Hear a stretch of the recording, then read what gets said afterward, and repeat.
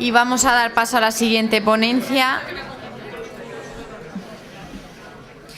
Nuestro siguiente ponente es don José Miguel Serrano, doctor en Derecho, profesor titular de Filosofía del Derecho en la Universidad Complutense de Madrid. Él es profesor de diversos másteres de bioética en distintas universidades y ha publicado más de una decena de libros y monografías sobre bioética y en concreto sobre temas de eutanasia. Es un gran experto en bioética y nos va a hablar un poco al hilo de la última pregunta, nos sirve para enlazar con su tema, que va a ser implicaciones jurídicas y éticas de la eutanasia. Muchas gracias, don José Miguel. Muchas gracias. Muy buenas tardes. Voy a intentar ajustarme al tiempo marcado, que es 30 minutos, ¿no? Sí, 20 si es posible y 10 para preguntas, o 35 para preguntas. 25, 5, en fin. ¿No ven que como no hay que preguntar al principio nunca, es una vieja ley del ponente, ¿no? Preside un cartel que pone derecho a vivir, que es un derecho. Realmente hay un derecho a vivir. Frente al cartel de derecho a vivir, de lo que parece que tenemos que hablar sería del derecho opuesto, que es derecho a morir. Pero claro, cualquiera de los que está aquí presente sabe que morirse no es un derecho, es un acontecimiento inevitable que le ocurre incluso a algunos no fumadores. O sea que es un hecho trágico que nos acompaña. Quiere decir, por lo tanto, que derecho a morir, que equivale literalmente derecho a morir a muerte digna, porque la terminología muerte digna se ha hablado que se va a retirar de la ley, es muy importante retirar cualquier referencia a muerte digna de la ley, ¿eh? Porque en general los tontos, con perdón, en el sentido que usaba algún autor, como Gómez Dávila, el término tonto, que es lo que entendemos por un tonto, pero en sentido ideológico, ¿no? Los tontos nos podrían decir que, claro, que qué más da, que se puede transformar muerte digna, de forma que nosotros convirtiéramos muerte digna en un sentido digno de muerte y que entonces el concepto se transformara. Pero los conceptos tienen su historia, tienen lo que con Nietzsche podríamos llamar su genealogía. Y la genealogía de muerte digna, o más exactamente, para no confundir, derecho a la muerte digna, es una genealogía eutanásica siempre. Lo mismo que eutanasia no significa buena muerte, porque buena muerte es otra cosa, es el Cristo de la buena muerte de Málaga o una cuestión de estas. Eutanasia significa la aplicación de la muerte en ciertas circunstancias, o si lo prefieren, que matar es bueno en ciertos casos. Matar con ciertas condiciones, no matar a martillazos, sino matar de una forma médicamente indicada. Entonces, eutanasia significa lo que significa. No puede el legislador, en las normas estas de las que nos han hablado antes, intentar convertir eutanasia en otra cosa. Eutanasia, no, la eutanasia tiene muchos sentidos, en efecto, en ese párrafo que también has destacado. No, eutanasia tiene un sentido, porque cuando hablamos de eutanasia hablamos solo de una cosa, que es que una persona, preferentemente personal sanitario, pueda matar a otra, a su petición o sin su petición, porque en la cuestión de la pendiente resbaladiza se ha analizado mucho cómo lo determinante no es tanto la voluntariedad, sino las condiciones en las que se encuentra el que pida la eutanasia. Y este es un dato sobre el que no me da tiempo a volver, por lo tanto lo dejo sencillamente ahí. Por lo tanto, muerte digna tiene un solo sentido, que es el de la Asociación para la Muerte Digna, que es conseguir que en determinados casos alguna gente, unos maten a otros. Esto nos permite desvincular bastante eutanasia de suicidio. La cuestión dura es el suicidio. Desde el punto de vista jurídico, analizar el suicidio es difícil, aunque no es imposible. Sabemos que no se sancionan las conductas suicidas, pero se sancionan las conductas alrededor del suicidio. Es decir, es un poco absurdo sancionarme a mí si me suicido, pero no tendría ningún sentido sancionar a quien me acompaña si me diera un veneno para suicidarme. Es decir, y eso lo mantienen todas las legislaciones. Pero en la cuestión de la eutanasia, que es la que queremos tratar hoy, no tenemos por qué entrar directamente en el suicidio, porque la eutanasia es siempre uno que mata a otro. ¿eh? Y además es uno que mata a otro, y además esto crea un problema en la propia definición del suicidio, porque sabemos que una de las pocas formas de saber que alguien quiere suicidarse es que se suicide. Hay muchos suicidios que podríamos decir retóricos, o suicidios para llamar la atención, o intentos de suicidio discutibles. Eso saben más los psicólogos y sobre todo los psiquiatras que nosotros, pero porque precisamente la sinceridad del hecho se prueba en el acto, y por eso el suicidio asistido, que tiene tan buena prensa, debería tenerla muy mala, porque nunca sabes en el suicidio asistido si realmente la persona realmente quería suicidarse, entendiendo que el suicidio fuera una solución jurídicamente neutral, que no lo es. Pero eutanasia, como digo, significa que una persona mata a otra. Y la eutanasia, que se ha presentado desde diversas formas, empezó presentándose como una acción médica, podríamos decir, como la acción, una forma de resolver, un médico que maneja un poco la situación, lo que se llamaba un médico paternalista, pero yo tuve un padre muy bueno y nunca uso el término paternalista en mal sentido. Sería un médico mandón o un médico gubernativo o zapateriano, cualquier cosa de estas, pero no paternalista. Pues este médico que actúa sobre otro, controlando a otro, en la primera aparición del término eutanasia, aparecía como una solución que aplicaba este médico cuando no sabía o cuando no veía otra forma de actuar, ¿sí?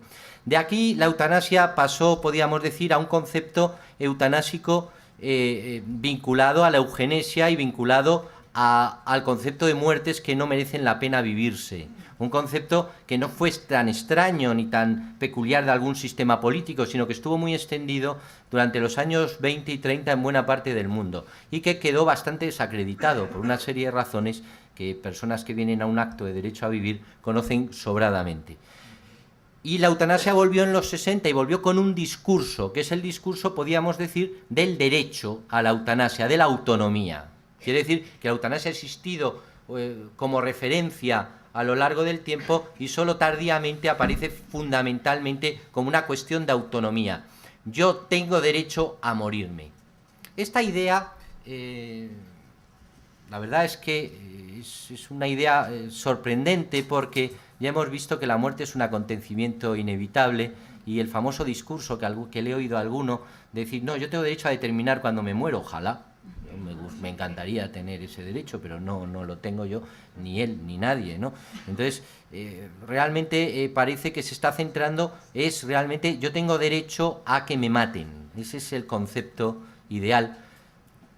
Y es un derecho que podíamos encarnar en una línea de argumentación que podía situarse entre deseo, derecho, ley. Recientemente me decía una persona que tenía una gran ascendencia sobre mí, déjate estudiar tonterías, tú lo que tienes que estudiar es la referencia en el mundo contemporáneo entre deseo, ese deseo traducido en un derecho y ese derecho garantizado por una ley. Bien, me voy a dedicar a eso, y entonces hoy ustedes tendrán que soportarlo. Y en esta vinculación entre deseo, derecho y ley, hay una cuestión que a mí me llama mucho la atención. El derecho, los de filosofía del derecho siempre nos vamos por las ramas, pero realmente nosotros no decimos que nos vamos por las ramas, decimos que nos vamos a la raíz. Analizando la raíz de algo, observamos luego por qué se produce esa enorme distorsión en las ramas. Entonces, nos gusta a veces ir, a algunos, a otros no. Podría citar 10 o 12 catedráticos de mi asignatura que no, pero bueno, o 2000, pero realmente algunos buscan la raíz, estrictamente centrarse en la raíz del concepto de derecho que estamos analizando, para ver por qué luego se va a las ramas, ¿sí? Y el efecto, quizás centrándonos en el efecto, podríamos ver el defecto que tiene la raíz esta de deseo, derecho, ley que estamos viendo. Recientemente han ocurrido un caso bastante histórico, y un caso que está ahora podríamos decir, en los medios, no en los medios porque está bastante oculto, pero está por lo menos en los medios interesados, que es un caso de una abuela ruandesa. Esta es una señora ruandesa que ha emigrado a Estados Unidos y que sus hijos no tienen todavía dinero para mantenerla en un hospital. El hospital universitario de Georgetown, que es lamentable que sea el de Georgetown, la mandó podríamos decir a casa, o que fuera un centro, y se le nombró un tutor jurídico que ha conseguido que un tribunal declare su derecho a morir de inanición. Claro, de repente nos encontramos con que este rollo del deseo derecho-ley acaba en que una anciana ruandesa en coma, contra el parecer de su familia y porque no tiene medios, va a conseguir el gran derecho de morir de inanición. Esto es un efecto sorprendente. El otro, podíamos verlo en un caso más clásico y más tratado, es el caso de Terry Schiavo, realmente Terry Slinder, porque encima de lo que le hizo el marido, llamarse por el apellido del marido, parece una ironía sarcástica, ¿no? Pues Terry, como saben ustedes, entró en coma y un tribunal declaró que contra el parecer de los padres y a favor de la petición del marido, que había, ¿cómo se dice esto?, rehecho su vida con otra mujer, pues este sujeto había reclamado que la dejaran morir de inanición y entonces ella alcanzó el derecho a que no se le aplicara un tratamiento contra su parecer. Ella no tenía parecer porque está en coma y la gente en coma no tiene parecer, pero reconstruyeron, esto es una cosa terrible, no le digan nada ustedes, nada a nadie sobre gente en coma o cosas así, ustedes cállense, porque como aquí se aplique la jurisprudencia americana, le pueden reconstruir hacia atrás lo que usted dijo hace 15 años y le matan, que es una cosa con la que en Estados Unidos que no hay eutanasia, porque ellos no consideran que el rechazo, ellos le llaman rechazo a un tratamiento, sea eutanasia. Quería, por lo tanto, observar, este es el efecto. El efecto es un efecto curioso. Deseo, derecho, ley, se convierte en que te matan de inanición. Esto es una cuestión, cuando se habla de muerte digna, estamos hablando de cosas así, no estamos hablando de otra cosa. ¿Por qué? Porque la vinculación deseo, derecho, ley es una vinculación que debe centrarse en dos aspectos fundamentales. Primero, ¿quién coloca el deseo? ¿Qué es esto del deseo, derecho, ley? Como si los deseos fueran espontáneos o naturales. No vamos a entrar en esa enorme discusión, son espontáneos, son naturales, no, son recibidos, lo que sea, pero parece que alguna forma de desear es socialmente indicada, de forma que puede suponerse, y esta es lo que nos ha aprobado la legislación americana, y tenemos que tener mucho cuidado. Cuando digo americano me refiero a los gringos, lo digo por si hay algún sudamericano aquí, pero es la terminología que podemos usar. Creo que alguno usa useños y a otra, pero a mí no me sale otra. Pues la jurisprudencia, en efecto, se ha centrado en esta cuestión, en el rechazo, en el autónomo rechazo a un tratamiento, y el autónomo rechazo a un tratamiento como deseo de sustituido por el tribunal. Quiere decir que tu deseo es sustituido. ¿Por qué? Sustituido por lo que se entiende que tú deberías desear. Y este es un problema que juega siempre en el argumento deseo, derecho, ley. Porque además, deseo, derecho, ley es un poco falso, porque los derechos, nosotros podemos proclamar todos los derechos del mundo, estamos agobiados de derechos, cada vez que se levanta uno es el día de algo, el día de la persona que se levanta en zapatillas, el día de lo que sea, y te dicen los niños tienen derecho a jugar, que a mí me parece muy bien, no sé qué, pero derecho, para no ser una trivialidad, significa una obligación, un deber. Y derecho a morir en determinadas circunstancias, derecho a que te maten en determinadas circunstancias, donde la autonomía cede ante las condiciones en las cuales se te reconoce el derecho. Esta es la primera circunstancia. Y luego la segunda es qué tipo de sujeto o en qué tipo de sujeto están pensando cuando se habla de la autonomía del deseo, derecho, ley. Tendríamos un sujeto que podríamos denominar, en cierto sentido, un sujeto nietzscheano, de Nietzsche, es verdad, una especie de superhombre que se afirma en que su voluntad se traduce en su deseo. Pero Nietzsche, que era muy listo, sabía que eso solo lo puede hacer el sujeto que puede, el sujeto que puede y el sujeto que se atreve y el sujeto que se la juega. Nuestro sujeto nietzscheano es menos nietzscheano y quizá podíamos centrarlo en un sujeto sádico, quizás por hablar del Marqués de Sade, no teman, esto es para menores de 18, voy a seguir con no me voy a ir por donde no debo, pero Sade en el sentido del espíritu fuerte, ¿no?, que impone su voluntad sobre otro. Pero claro, el derecho a la autonomía, de que yo tengo derecho a morir, es un derecho que se reclama supuestamente en nombre del espíritu fuerte y se aplica a personas que están en una situación de espíritu débil. En general, y esto yo creo que es una de las grandes aportaciones recientes de MacIntyre, Alasdair MacIntyre, en su obra Animales racionales dependientes, ¿verdad?, de cierto impacto menor que el que debiera.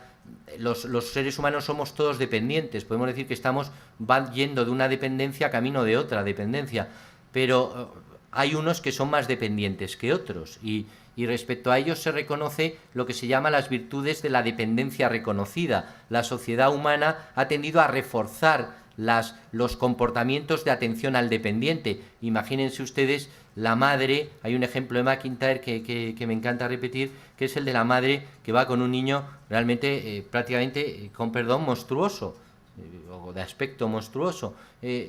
Realmente, en vez de decir que madre más tonta, la gente normal, que la gente normal, pues suele decir que madre más admirable, cómo cuida a este niño que babea, que no va... es decir, porque precisamente se ensalza la virtud de la maternidad vinculada a la atención al más dependiente, la virtud de la dependencia reconocida. Si se fijan ustedes, el discurso en el que estamos centrados es un discurso en el que en condiciones de extrema dependencia, como son los enfermos avanzados, los enfermos terminales, pues se exalta un discurso prácticamente sádico, es decir, el espíritu fuerte dice, no, yo me quiero morir, tal, como eso no son los casos, en los casos que se suelen tratar, el caso es, este se quiere morir, ¿no? Y el caso que se aplicará es, este se debe morir, ¿no? Este es un poco el concepto que está jugando en esta circunstancia, es decir, se está reclamando un derecho en nombre de una gente que no lo reclama, y no lo reclama porque la condición objetiva en la que se encuentra es falsa, es decir,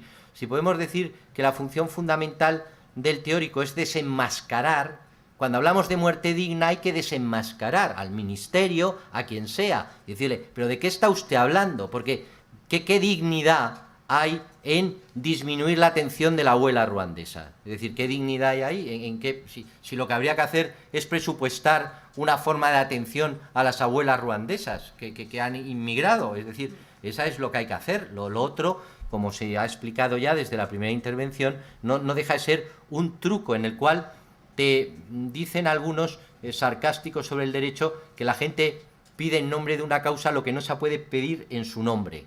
Esto está bien, es una ironía brillante, pero la ironía puede radicalizarse, es decir, la gente pide en nombre de otros una cosa que el otro nunca pediría, porque claro, así se la aplico y encima es por su bien. Eso es un poco el concepto. Es por eso por lo que podíamos desvelar también, por hacer un poco la genealogía de todo esto, y antes de que me corte mi vecina de Almería, pues voy a sí, yo es que soy de familia de Málaga, por eso estoy aquí. Pues es por eso por lo que hay esa tensión, podríamos decir, esa tensión contra la objeción de conciencia. Dice algún autor también con cierta ironía que el Estado contemporáneo no solo quiere súbditos, quiere cómplices. Entonces, la cuestión de la objeción de conciencia es una cuestión muy seria, porque podríamos preguntarnos, ¿qué más les da? Si van a matar un montón de gente, es como con el aborto, ¿qué más les da? Si tienen gente enriqueciéndose matando, es decir, ¿para qué van a, por qué se ponen tan violentos, ¿verdad?, en esta cuestión de la objeción de conciencia? ¿Qué más les da? Oiga, que haya uno, pues habrá uno de cada no sé cuántos que no querrá matar, pues que le dejen. Pero no, porque es que requieren cómplices, es decir, porque el derecho, la manifestación del derecho a morir reclamado en esta circunstancia se traduce en el deber de que te maten, y entonces la conducta indicada es matar, y entonces la eutanasia se convierte como el aborto, es decir, hay una moralización, No me quiero ir al tema del aborto porque eso es meterme en la cuestión de otros, pero recientemente me encontraba con un caso realmente escandaloso, ¿no? Que es que a una persona que había decidido no hacerse las pruebas estas que te dicen para poder abortar, que tienen otros nombres técnicos, pues había dicho no, porque yo lo voy a tener igual. Era una persona de cierta edad, pues una chica de cierta edad, y decía, bueno, pues bueno, yo lo voy a tener igual, para qué me da igual, ¿no? Y entonces varias personas le dijeron, pero qué egoísta eres, porque como ya tienes 3 hijos, les vas a imponer esta carga. Es decir, hay que tener, es decir, es la moralización de la conducta, porque el inmoral contemporáneo no solo aspira a imponer, podríamos decir, a que se reconozca la acción, a que no se sancione la acción inmoral, sino que aspira a moralizar la conducta opuesta. Y entonces el problema que tenemos en esto de la eutanasia es que lo que se moraliza es el homicidio. Es decir, en un sistema de legalización de eutanasia, lo correcto, lo indicado es matar. Y por eso esta obsesión beligerante que mantienen que mantienen ¿quiénes? Pues los que sabemos, no vamos a andarle dando más vueltas, pues dice que mantienen sobre la objeción de conciencia. Es una presión en doble sentido, la vimos en Navarra cuando se discutió la ley, Álvaro y yo, es una presión que es sobre la objeción individual y sobre todo sobre la objeción institucional, porque hay que conseguir que no haya instituciones, y de eso nos podrán hablar a continuación, que no haya instituciones que sigan la conducta correcta, es decir, que lo que nos jugamos en todos estos debates no es que unos hagan algo, que ya está bastante mal, es que nos obliguen a convivir y a practicar algo. Por eso hay que alabar la iniciativa de Derecho a Vivir y agradecer la organización de estas primeras jornadas científicas. 20 minutos.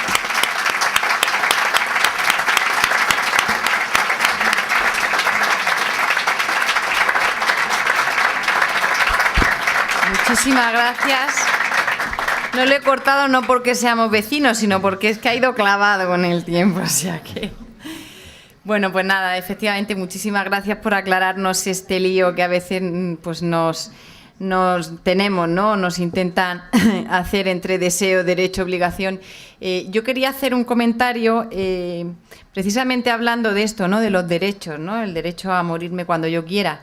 La gente que pide que se legalice la eutanasia, que como decía don Javier, nunca la piden para ellos. Sin embargo, dicen que es un derecho, que todo el mundo tiene derecho. Ahora se ha acuñado el término, no, que lo conocerá, el de dimitir de la vida, ¿no? Ahora los de derecho a morir dignamente hablan de cada uno puede dimitir de la vida cuando quiera. Todo el mundo tiene derecho a dimitir de la vida cuando quiera, pero yo siempre me planteo la siguiente pregunta. Bueno, entonces habrá que legalizar la eutanasia para todos, o sea, no solo para la persona tetrapléjica o con un cáncer en fase terminal, sino para el pianista que ha perdido 4 dedos o el señor que se ha arruinado y la mujer le ha dejado, ¿no? Todos tenemos el mismo derecho, ¿no? Esto de dimitir me hace, bueno, dentro de lo sarcástica que es la situación, pero hace cierta gracia porque viendo cómo se puso Montes cuando le dimitieron de un determinado cargo, que hablen de dimitir así con esa alegría, siempre me llama la atención, me hace cierta gracia, ¿no? Entonces no dimiten, aquí no dimite nadie, ¿no? Pues dimitirán a lo mejor de eso, precisamente dimitirán otros de la vida. Lo que pasa es que aquí el problema es que siempre nos encontramos con gente dimitiendo a otros, ¿no? Aquello de me han dimitido, ¿no? O sea, no te mandan un motorista, te mandan, pero viene a ser esa la circunstancia, sí. Pues eso, que el derecho teóricamente, pero luego ahí yo creo que se quedan sin argumentos, ¿no? O sea, derecho para todos. Habría que legalizar la eutanasia, pues como un servicio, una prestación sanitaria más para cualquiera que vaya y pida cita, ¿no? No solo para determinados enfermos en determinada situación, ¿no? Claro, y eso es por lo que dice Keon, que es un tratadista americano, no quería dar muchos nombres, pero como hay algunas personas que apuntan las cosas aquí, muchas, pues John Keon tiene un tratado bastante interesante sobre eutanasia, 2 trabajos, uno del que es editor y otro y analiza bastante la pendiente. Y él dice que en eutanasia nosotros tenemos la pendiente fáctica, lo que él llama la pendiente fáctica, que es que de hecho se produce un deslizamiento hacia una ampliación de las eutanasias, que se puede observar en Holanda. Si no hay lo que él llama pendiente, Etienne Montero decía que también lo decía él, pero yo se lo había leído aquí, que era lo que llama la pendiente lógica. La pendiente lógica es atender a cuál es la causa, lo podemos decir, el carácter diferencial de la eutanasia. Y el carácter diferencial de la eutanasia es la calidad de vida. Se dijo en el informe del Senado español, lo dijo no sé quién, nadie va a matar a alguien porque se lo pida. Eso es una bobada, porque la gente es adulta. Es decir, aparece por aquí, podríamos decir, un adolescente que le acaba de dejar la novia, dice yo me quiero morir y nadie le mata, nadie, que no sea un monstruo, quiero decir. se mata a personas que se considera que su vida no tiene calidad. Luego, el aspecto determinante es la calidad de vida. Se determinan circunstancias en las cuales lo racional es pedir que te maten. La ley racionaliza una situación objetiva. Lo que quiere decir, por lo tanto, que si se piensa que los tetrapléjicos, por ejemplo, lo mejor que se puede hacer con ellos es matarlos, lo que se hace es aplicarlo a los tetrapléjicos. De ahí el famoso debate de Romagnac contra el caso Ramón Sampedro. El debate era, claro, dice, lo que tú estás pidiendo de la eficiencia del tetrapléjico me afecta a mí como tetrapléjico, porque tú estás diciendo que la vida del tetrapléjico no merece la pena vivirse, no para ti tu vida, sino objetivamente para la comunidad, la vida de todos los tetrapléjicos. Y esta es la cuestión fundamental. Nunca se va a legalizar la muerte a petición, porque sería un disparate incontrolable. Bueno, digo nunca, porque, bueno, pero dice que toda revolución te hace añorar la anterior, ¿no? O sea, que toda legislación te hace añorar, quiero decir que alguna se les puede ocurrir, pero en general no parece que los tiros, valga la redundancia, vayan por ahí ahora, sino que van más bien a la idea de que en determinadas condiciones lo deseable sería morir, que es lo que le aplicaron a Terry Schiavo, claro, que le dicen a Terry, claro, es que ¿cómo va a seguir viviendo Terry Schiavo? Y le aplican la eutanasia, porque sustituyen su voluntad. ¿Por qué? Por sus condiciones. Luego, lo determinante no es la voluntad, son las condiciones. Hombre, claro, si te pones a patalear y a decir que no te maten, eso no se considera una eutanasia. Pero la eutanasia suele desplazarse hacia personas con voluntariedad disminuida, en tratamiento, y ahí se dirige con una eficacia determinante. Es decir, la eutanasia es muy eficaz en ese sentido. Muchísimas gracias. ¿Hay alguna pregunta? Sí. Sí, bueno, ahora que estamos experimentando un envejecimiento de la población tan importante, especialmente en España, no puede ser no se puede estar abonando quizás el terreno a tener una mentalidad pro-eutanasia porque resulta conveniente, ¿no? Puede ser, digamos, útil en el futuro, ¿no? Una forma de reducir los costes de la seguridad social. Preguntan si ahora, en un contexto en el que estamos de población envejecida, no puede ser un momento idóneo en el que estén un poco como abonando el terreno para poder introducir la eutanasia y así pues acabar con población teóricamente inservible, ¿no? Inútil.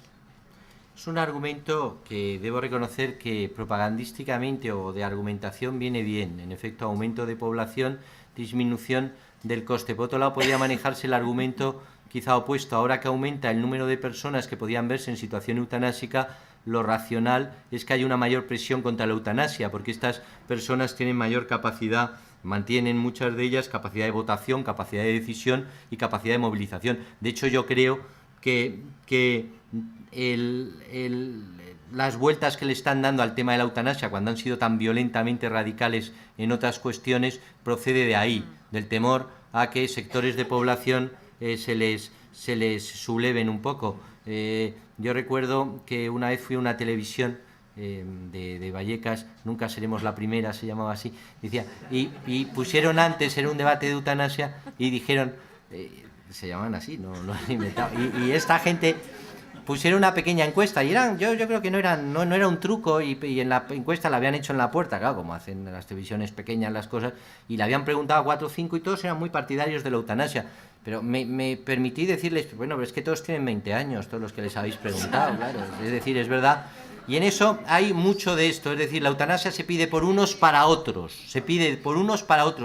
pero yo creo que es probable que sinceramente los unos piensen que ellos no querrían vivir como los otros, no sé si me explico. Es decir, no es solo un afán, no hay solo un afán que puede haberlo de eliminar a población, sino hay una desvalorización de la vida dependiente. Uno de los problemas que tenemos, supongo que nos hablarán de él, es la cuestión esta de la desvalorización de la vida dependiente. Parece que si una persona no produce o no es de una forma que no es nadie, porque la mayor parte de la gente está allí viendo algunos canales de población de televisión, mediodía, tal, no hay gran diferencia con una persona en otras circunstancias.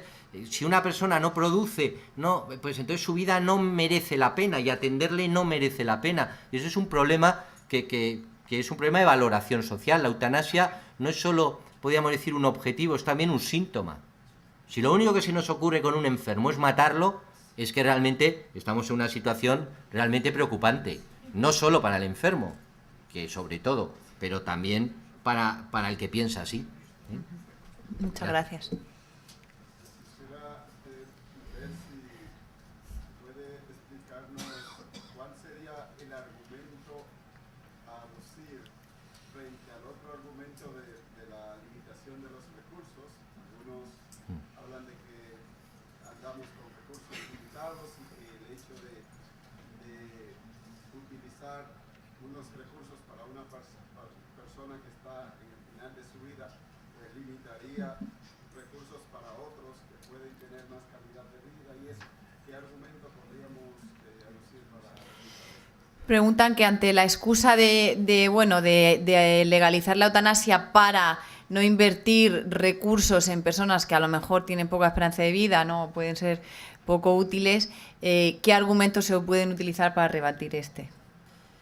Yo creo que hay argumentos, podemos decir, extremos, que es a los que suelen jugar el principio de justicia, el típico argumento, un solo respirador, 4 personas a los que se les podría aplicar, pero una sociedad como la nuestra, que empiecen a quitar las subvenciones al cine y las operaciones de cambio de sexo gratis sin indicación médica y la esterilización voluntaria con 20 años sin análisis previo, con cargo a la seguridad social, y después empezamos a hablar de limitación de recursos. Claro, es que aquí siempre limitan por lo mismo, es una cosa un poco chocante, ¿no? Quiero decir, en otro país podría haber otro argumento, y lo entiendo, pero en general, y además quiero decirle, ahora mismo la India, que no es un país, es un país en un gran nivel de expansión económica y que llegará a ser una gran potencia, pero bueno, que se caracteriza, la India acaba de resolver el Supremo que a una enfermera, con el parecer del hospital que lo apoyaba, que una enfermera en coma, 21 años me parece que era, y con apoyo del Ministerio de Sanidad indio, ha resuelto el Supremo que la sigan atendiendo. Claro, si puede la India, que no me digan que no puede Estados Unidos con la ruandesa, claro, es que es una cosa un poco chocante. Muchas gracias. Última pregunta. Yo solo quería añadir una cosa a los ejemplos que y es que se dedican bastantes recursos a cuidados paliativos a nuestros queridos olmos viejos y solitarios de Machado, que están viejos y que son muy mayores, pero que no se les puede tocar, y sí que se puede cuidar. Sí, comentan que, bueno, ¿no? Pues la paradoja de que se destinan recursos a cuidar los olmos, a los cuidados paliativos de los olmos, ¿no? Como la cría del lince en cautividad famosa, y no se dedican a lo que realmente se debería dedicar. Pues muchísimas gracias, don José Miguel, por su ponencia tan amena. Me voy a sentar ahí.